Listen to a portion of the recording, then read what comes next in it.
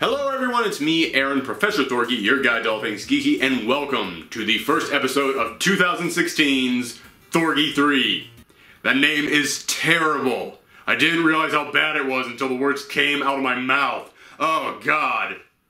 Too late to change it though, so we're sticking with ThorgE3. Yes, this is our 2016 coverage of E3. I did this last year for E3, and you guys seem to enjoy it. I've been getting people on Twitter and Tumblr asking me whether or not I'm going to do it again, and the answer is yes. However, just to remind everyone out there, in addition to doing YouTube, I also have a regular 40-hour-a-week job, so I'm not one of those professional YouTubers who can just sit at home all day watching E3 and making videos about every single thing that happens. I'm kind of gonna have to just pick and choose the stuff that I want to talk about.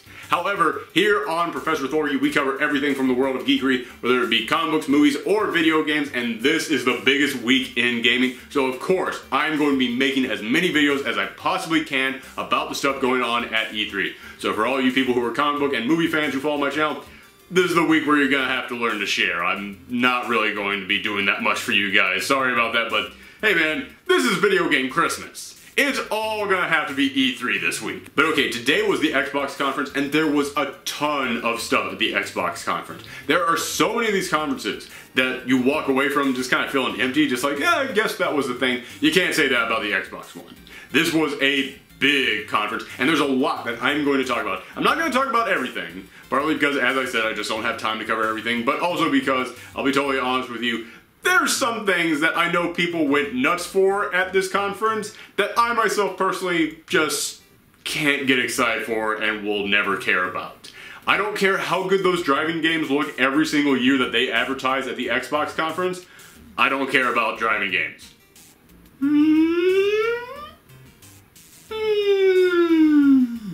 But for the most part, I'm going to cover many of the things that they showed off this year. So let's go ahead and dive right into it. Now, before we get to the good, I'm going to get to the things that had me a little bit hesitant. I mean, Xbox, yeah, their system is really good right now, but it hasn't been selling that great. They've still got a bad reputation from all that stuff they tried to pull a couple of E3s ago. So they really need to knock this out of the park. And I do believe that they did. However, when this conference started, I was a little bit nervous because they had two huge goofs right there at the beginning. First off, they showed off Gears of War, the new Gears of War game, and listen, I like Gears of War, but it's never been one of those franchises that I absolutely love. So I was watching this. I know there's a lot of people out there, it's like, oh, I can spot how this game is different. I was looking at this like, okay, you can fire buzzsaws now. Alright, that's pretty cool. Alright, yeah, you're still chainsawing people in half. Alright, that's fine. You know, as I said, nothing wrong with the Gears of War games, just not my type of game. However, at the end of this trailer,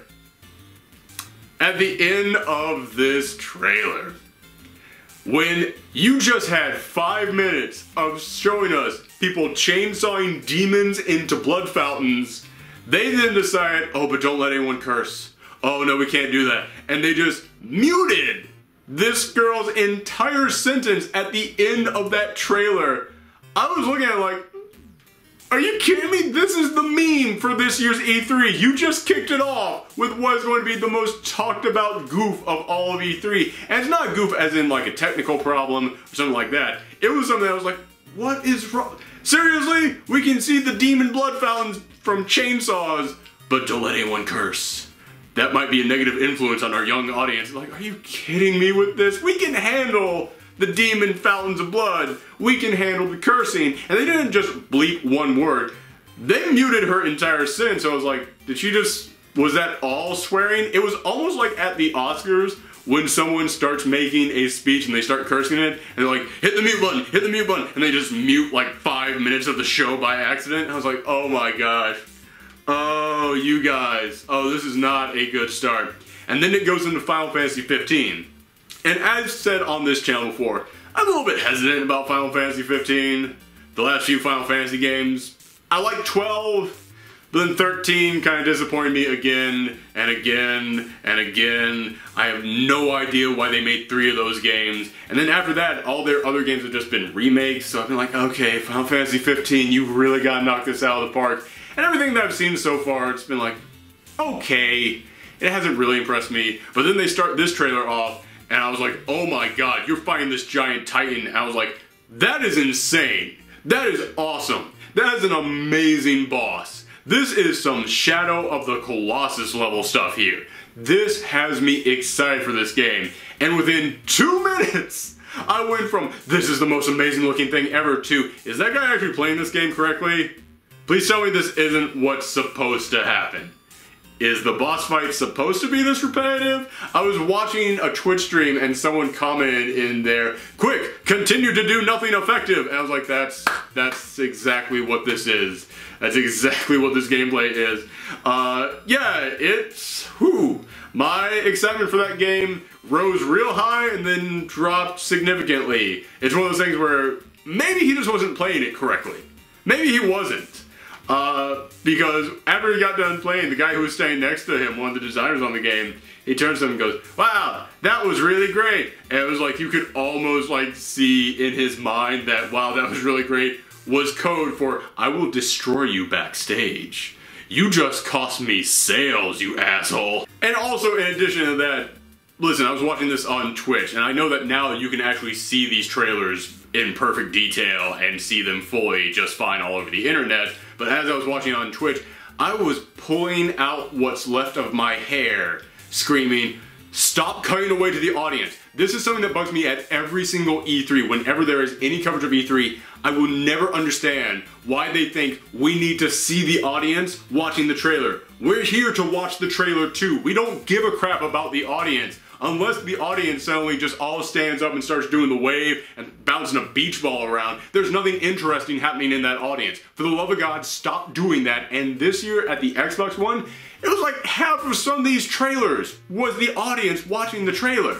It drove me nuts. So yeah, those were the things going on right at the beginning of this Xbox conference that made me go, oh God, this is not going to be a good year for Xbox again, is it? And then from there, it was amazing. I'm just going to run down a couple of things that I saw in there that really impressed me. This is in no particular order, it's just what's coming to my mind.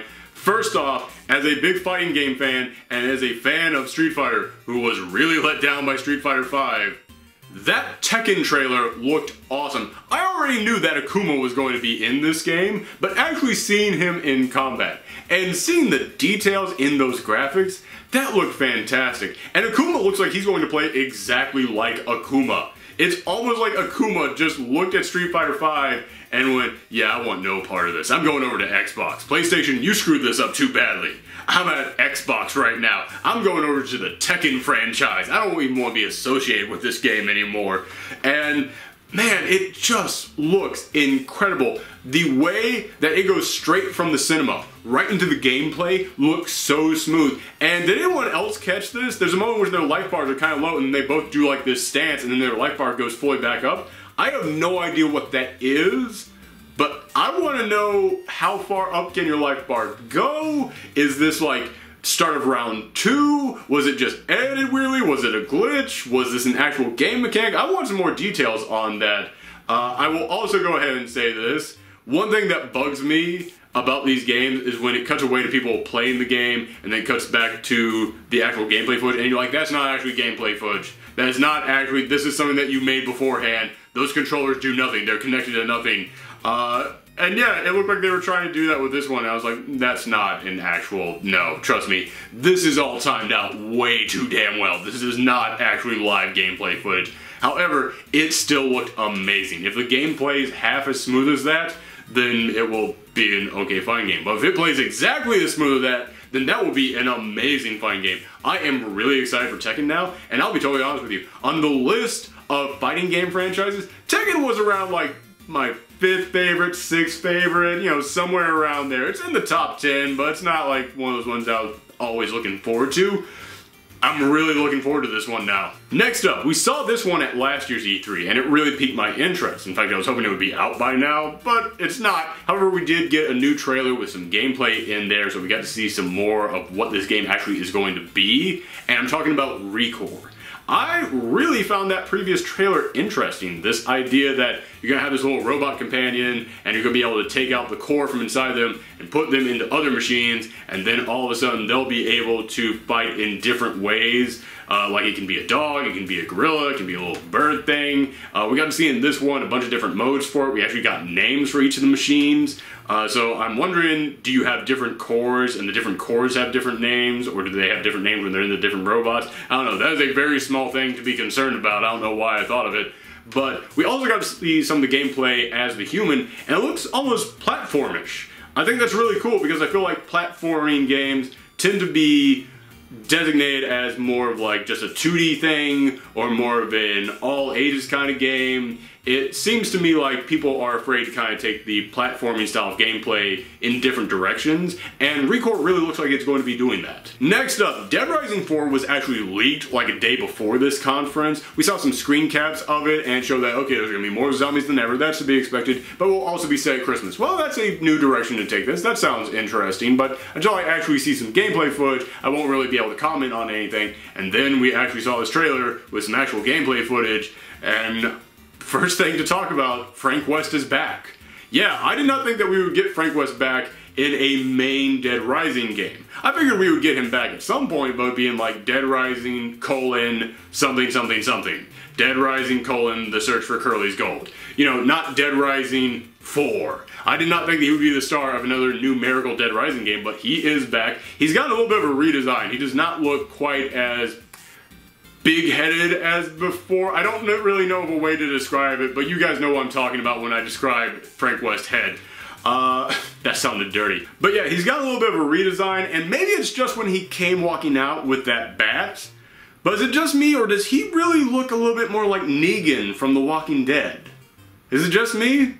Let me know in the comments down below, because I don't know why. I can't not look at him and go, yeah, it's kind of like the child of Frank West and Negan. Like, there's a little bit of both those guys in there. Speaking of Frank West, I really hope that they got the voice actor from the first game to come back, because that voice actor made Frank West. But as I said, the most important thing about Dead Rising is the gameplay and how crazy you can get with the gameplay. That is the thing that has always defined Dead Rising. It's not there are a ton of zombies, it's that there are a ton of zombies and you can kill them in the craziest ways possible. I mean, in the first game, the moment that you found out you could take a serve bot head and destroy it with that, it's like, sky's the limit, do whatever you want. And with every single game, it's just up the stakes more and more and more. This is the one where I feel like they just went, yeah, no holds barred. Do whatever you want. The moment that I saw him with a Triceratops head on, breathing fire, I was like, it can't get crazier than this. And then he puts on a power suit and starts lifting up chunks of concrete from the ground. I'm like, okay, I'm not gonna say that there were rules to physics in the previous ones, but it really does seem like in this one they just went, you know what, go for superhero levels of crazy. Just ignore the fact that he's even a man at this point.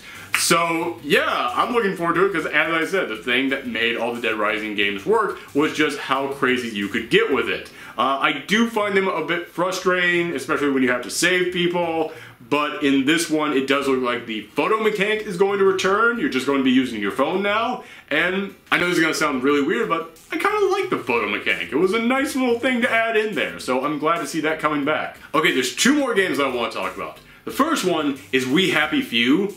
And I will be totally honest with you guys. It was about halfway through this trailer before I went, hey, wait a second, this isn't BioShock. I know that We Happy Few is not related to BioShock. I know it's not. But it was about halfway through this trailer, and halfway through them coming to the audience and showing that sign that said We Happy Few, which is a game that I knew was not connected to BioShock in any way, before I finally went, oh, so this is its own thing. Like, seriously, just looking at the way that people speak, the animation, the design of this world, the way that you move around in the world, the way that you do things like just pick up weapons, and even just the way that your hands move and the way that they're positioned within this first-person perspective, it's all very much like the design style of BioShock, and I feel almost like that was done on purpose. I feel like it was kind of like, we're going to definitely be the next BioShock, but it's all so close to it. And if you played BioShock Infinite, spoiler for BioShock Infinite, but at the end of that game, they basically say there are an infinite number of alternate realities in every single one of them. There are things that connect them. There are certain themes that connect them. So basically, at the end of BioShock Infinite, it was kind of them saying, all video games can really be interpreted to be kind of the same game. Like if you really break them down, they can all be an alternate reality version of another game, which I found was a really interesting way to end that game. But because of that, I would not be shocked at all if at the end of this game, after playing through this entire game going, okay, We Happy Few, totally its own game, if at the very end, like, Elizabeth just shows up. Or if they just do something else that just proves, oh, this actually was a BioShock game. This is actually one of those alternate realities we were talking about. It's all connected, baby. I would not be shocked at all, and I would actually be really impressed with the BioShock guys if they were able to keep it that secret. But okay, enough of just comparing this to BioShock. Let's talk about what we saw in this game. This is going to be a game in which you are in a world where everyone has to take drugs, so that way they can be happy at all times. And they can basically just ignore all the bad. Like, these drugs make it so that you cannot see how messed up reality is. For anybody who has not seen the trailer yet, I don't want to spoil this because it's a great reveal, but I'll just go ahead and say the piñata scene. The piñata scene is exactly what I'm talking about. This whole world is set up to make it so that everybody is so doped up that they can never be upset and they just view everything as wonderful, and you are a person who's decided, wait a minute, this is wrong. This is not the way things should be. And so you decide to go off that medication. And I'll just go ahead and say this. I know many people who are on antidepressants, and for many people, that is actually necessary. I do not feel like this game is trying to make some kind of a commentary. It's like, nobody should be on antidepressants. I don't feel like it's trying to make that commentary at all. I think it's more of trying to make a commentary that we shouldn't ignore the bad in reality. I feel like it's not really a commentary on medication. I feel like it's going to be more of a commentary on things like television or the internet, basically on escapism in general. So for anybody out there who feels like they might need medication for something, don't let the message behind this game stop you. Actually go out there and get the help that you need. I feel like I need to say that because, as I said, I do know many people who actually do depend on that kind of medication, and it's really helped them. It's been really important. So if I'm going to stand up here this whole time and go, the message of this game is all about how these drugs are keeping you from actually being sane, I feel like I need to step in here and go, that is not actually how it is in reality. Okay, but anyway, let's go back and talk about this game. How the hell am I going to recover after saying that? But yeah, the design of this world is the perfect level of happy creepy. It's that world in which everything is so happy, it swings from good all the way back around to messed up. They did an amazing job with this. Like the way that everybody has clown makeup on, but not like really elaborate clown makeup. Just like a little tiny layer there, like a mask of good times on your face. And the gameplay mechanic in which you have to actually go around and pretend like you're being happy. Like you have to go around and pretend like things aren't messed up so that way they don't call the police on you. I love the fact that there's actually a term for people who go off this medication. They call them downers. And that these really creepy Joker police are chasing you down. And I love seeing you go underground because it's like, okay, you're actually going to get to explore like the stuff going on behind the scenes of this fake community that you're living in. This game honestly has me more interested in it than pretty much any other game that's going to come out this year. Okay, now as I said, there were many games worth talking about at Xbox's conference. However, this was the last one that really got me excited. Scalebound. I had never heard of this game. I don't know if it had been announced before this, but seeing this game was everything that I loved about Platinum Games. Yes, this is coming from Platinum Games, the same people who make Bayonetta, and it looks like Xbox came to them and was like, can you do that, but with a dash of Devil May Cry and bigger? Like, first off, the protagonist is Dante. It's totally Dante. Let's not even joke around about it. It's Dante from Devil May Cry. But the thing that makes this game so interesting is that you are going to have co-op, but it's not going to be co-op where it's like, okay, well, I think I can take this boss on. It's like, no, you need this co-op because it's Platinum Games. Platinum Games specializes in giant, crazy bosses. And they started this off by saying, this is the biggest boss fight that Platinum Games has ever made. This is a scorpion you're fighting that takes up the entire world. It's this entire giant, like everything in front of you is this boss. And what made me really excited about this game was the mechanic that you're not just going in there and fighting these giant bosses, you also have like an animal sidekick. Like, you see the protagonist with a dragon, But then someone comes in through co-op and they have a dragon, so it's like, okay, everybody gets a dragon. But then another person comes in and they've got this giant like lion, tiger, wolf creature in there. I was like, oh, there's gonna be different stuff in here. Because, don't get me wrong, dragons are awesome, but if every single person had a dragon, be like, okay, so it's the dragon fighting game. No, everybody gets their own personal, custom, mythological monster friend. That provides a ton of variety to how you can play this, and seeing the way that you had to actually take down this big boss. The fact that it's like, okay, so we got aim at these certain points, and everybody playing co-op got aim at these certain points, but then it cracks down, you got aim at something else, but then there'll be a weak point, and then you have to call on your dragon buddy, and he has to fling you over there so that you can attack that.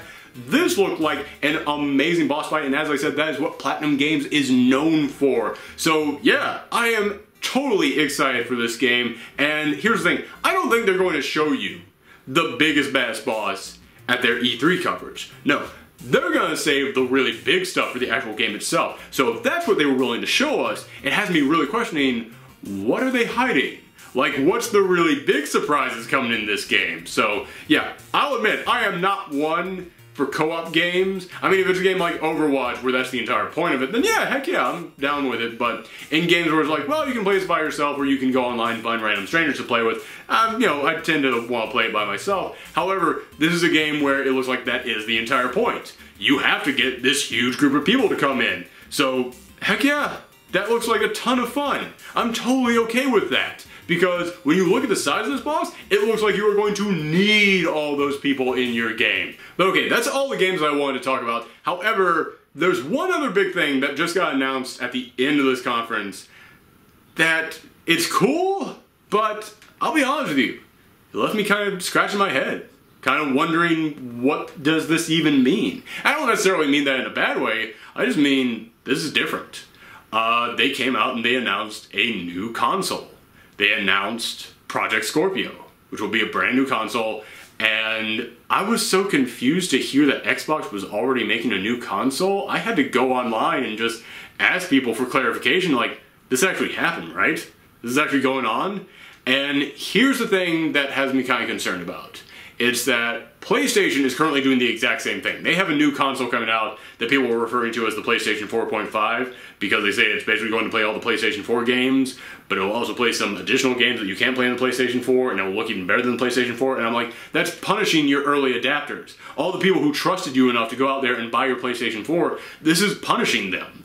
But with the Xbox, they said that Project Scorpio will play all the games that you can get on Xbox One, but the Xbox One will play all the games that will be on Project Scorpio. It's the same thing, there's just a system that looks better.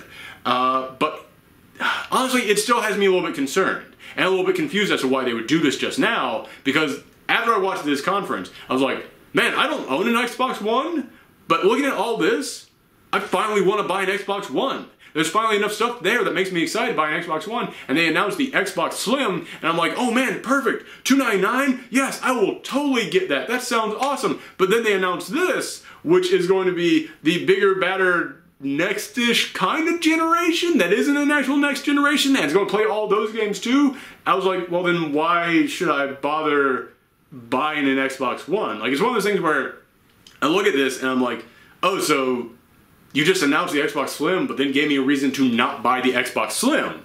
It just gave me a reason to wait for this next one to come out. But it's also one of those situations where it's like, I don't know if I should buy the Xbox One because I don't know what the price difference is going to be on this. So yeah, honestly, I'm just confused. And the thing that has me the most confused is that this is basically the end of console generations. At least that's how they're referring to it. That's how they're trying to pitch this. Is that they're tired of having to put out one generation to match PlayStation and every single year having to do that. But that's just so odd to me because I've been a gamer for a long time and there have been console generations ever since I was a kid. Ever since it was Nintendo and Sega going at each other. So the idea that instead of us all now waiting for the next generation to come out, just every couple of years, a company is going to just put out a brand new console whenever they feel like it. That's odd to me. And what has me really kind of pondering this is, what does this mean for the future of gaming? Because if I had to pay an extra like $400 every 3 years to get a brand new console to play brand new games on, that's BS. That's a load of crap. I'm sorry, that should not be something that you have to pay that much every couple of years just to keep updating. However, at the same time, Xbox said that all the games on the Xbox One will work on Project Scorpio and vice versa. So it has me wondering, is this just kind of them trying to turn consoles into computers?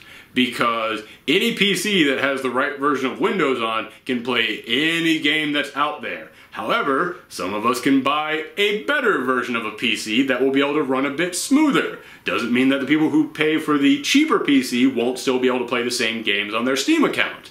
Yeah, honestly, I don't know how to feel about this. First off, I don't know if it's going to actually be the end of console generations, because as I said, Xbox also has their Xbox 4.5 coming out at about the same time, so this kind of looks like a half generation, but if this is actually what's going to happen, and eventually we're just going to reach that point in which, yeah, if you just buy any console from the last 10 years, they're all going to be playing the exact same games, I don't think that's that bad of a thing, because then you can kind of pick and choose whichever system you want to play, as long as they all play the exact same games.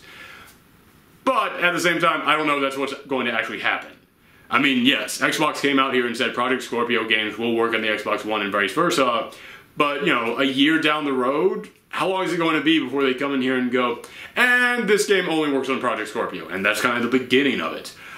So, yeah, I don't know what's going on with this. I want to know your thoughts, though. Let me know in the comments down below how you feel about this announcement of Project Scorpio. Am I just crazy? Because, as I said, I didn't even fully understand what they were talking about in here because it was so mind-blowing to me. So let me know what you felt about that in the comments down below. Also, let me know what was your favorite game to be announced at the Xbox One conference. Also, if you want to see my future E3 videos, make sure you hit that subscribe button. And if you're brand new to this channel, we do video game videos every single week, in addition to comic book videos and movie videos. We cover everything from the world of geekery on this channel. So if any of that sounds interesting to you, make sure you hit that subscribe button. But for now, thank you guys for watching, and come back probably tomorrow. We're going to be doing a lot of E3 videos here, guys.